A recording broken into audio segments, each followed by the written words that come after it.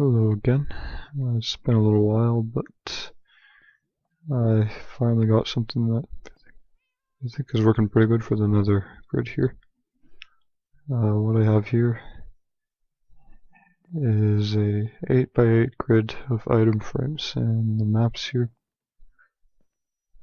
are each representing a station in a grid of rails in the Nether. So the map is 1024 meters across. This is where we are right now, actually.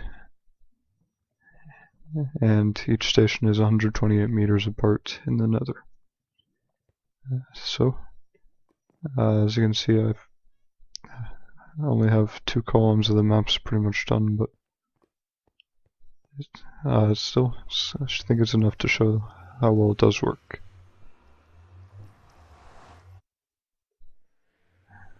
I've got my storage here for all the resources, because these do use a lot. But just to give you an idea what it looks like. I was going for a bit of a similar look to what I was doing on some of the earlier stations, but so much has changed, it's not even close. So I have a keypad quite similar to the one that you might have seen in my minecart storage system, but the wiring is actually quite a bit different. I'm not going to go too far into that right now because I have actually changed it again. That's why it's taken me so long. I've changed the wiring so many times. But in any case, it's quite simple how it works. You put a card on the top right there. It goes down there. And each color represents a number. 0 to 4 on top. 0 to 3 on top, 4 to 7 on the bottom. Got a nice copy of the map here. If you want a copy, you can do that. And just as a demonstration, 3. That didn't sound right. 3, 5. And every time you hit the button, it should make the light here blink, and the note block should go.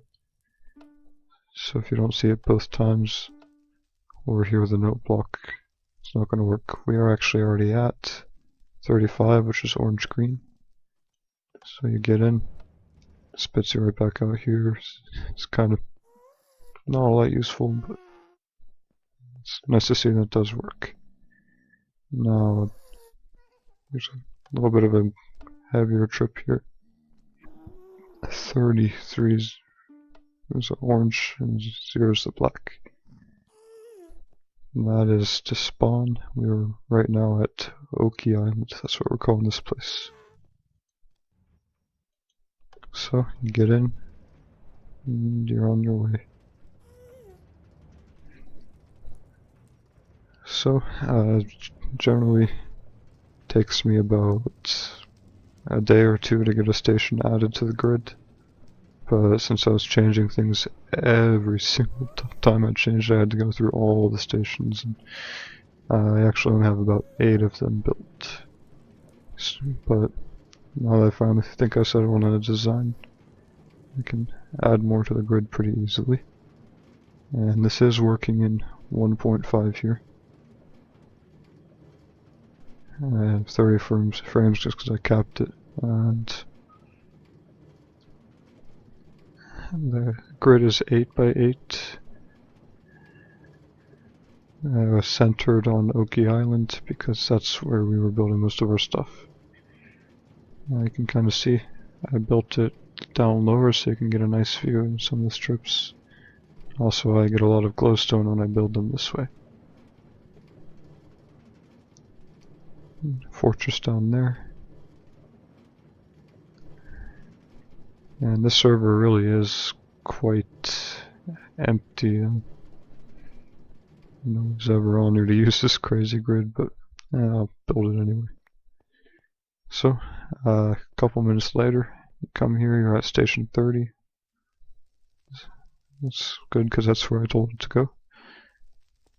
And you get the similar thing with the map here, and in this chest you have spare carts. Ender chest here, so you can grab whatever you want. And directions here. Just wrote a little book going over how to use it here. Not going to go through all of this because I pretty much already showed you everything you need to know. But, yeah, nice little book. Directory of where all the stops are, and that's pretty much all that's going on there. Oh, that's not good. Yeah, there were some lag issues on 1.4 before the carts. When you logged out, you would log in without the cart, but now at 1.5 is here, that's all fixed. So, yeah, let's see. Each station comes out in an area like this. The doors here got the pressure plates that close themselves. And you can just walk if you have a shorter trip. I'm gonna have to fix this. Oh, jeez. So, it's taken me a long time to get it to work, but I'm pretty happy with the way it's working now.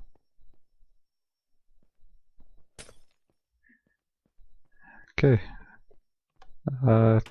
Obviously there is a lot of wiring, but as you can see from this station out here floating in the middle of nowhere, it really isn't all that bad for what it does. It sends a signal along with the cart, so that's why the tunnel has to be so big. And I'm hoping to make all 64 in the 8x8 grid, but for now this is all I've got. So, the upgrade that I've been working on in Creative lets you push the buttons right after each other, you don't have to wait for the sound. And is hopefully a little bit more reliable because there's a very small chance of this one bugging out on you. So, color code, so you don't have to remember a number. All you need to know is on the sign right here. Get in a cart, and it should take me right back to Oki. Now this is the most complicated rail system I've seen in terms of the way it works, but you can get to any coordinate just based on the numbers if you want to. And considering how most of the rail systems you have to stop at each intersection and choose where you want to go or something along those lines, I'm pretty happy with the way this one works. Big tunnels, I have a lot of good spots to get gas tiers, so that's 128 meters, so it's 16 seconds between a station. Which means it's definitely a lot faster than walking, and you technically can go faster on an ice path, but then your hunger goes down, and this is much nicer, I think. It's working pretty good, I'd say. I'm right back where I should be. And I can stop at any point in between, or even go into different stations, because let's just say I spent most of my time rebuilding them rather than adding new stations every time I made an improvement of any kind. So, I hope you like it. If you are interested, I'll be making a bit more of a detailed wiring description or something along those lines later. But as it is, that's really all there is to it. Just hit a button, go, and get wherever you want. And I'm planning to let people customize the tunnels if their base is close to one of them. But as it is, I'll just leave them like this